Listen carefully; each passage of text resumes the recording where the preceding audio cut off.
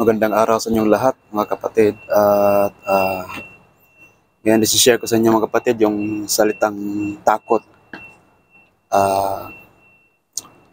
Lahat tayo, mga kapatid, noon, mula pagkabata natin, meron na tayo niyan, mga kapatid. Takot sa magulang,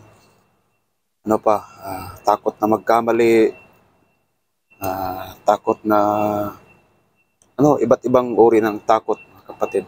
Ngayong, nasa tamang edad na tayo, meron pa rin iba na may mga kinatatakutan, mga anumang bagay.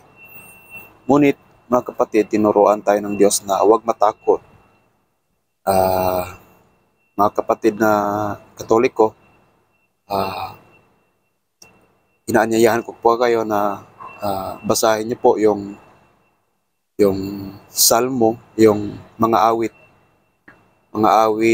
Kabanata 23. Yun. At saka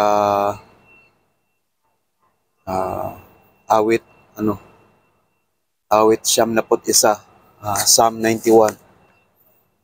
Doon, mga kapatid, gagaan ang loob nyo doon. Kasi nga, sasamahan kayo ng Diyos. Hindi naman kayo pababayaan ng Diyos. Isipin po natin na tinuruan tayo ng Panginoon na huwag matakot dahil kahit kanino man, mga kapatid, sa mga pumapatay ng laman, ngunit hindi naman kayang patayin yung ating kaluluwa. Dahil, yun nga, Diyos lang naman yung makakagawa nun. Kaya niyang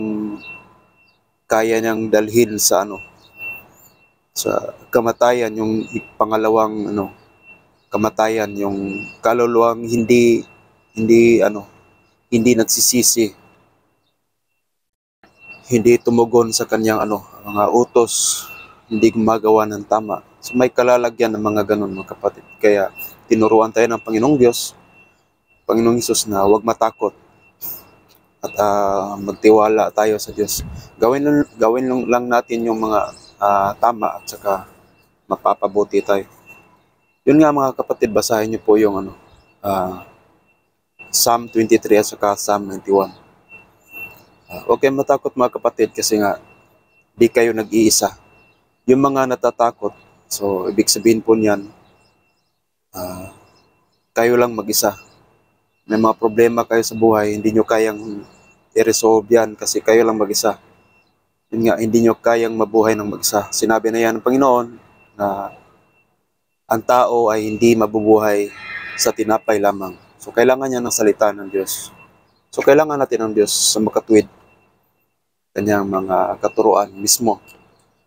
At salamat, mga kapatid, at saka naway may natutunan kayong konti ngayon sa video kong ito. God bless po sa inyong lahat at ingat po kayo palagi. Bye-bye.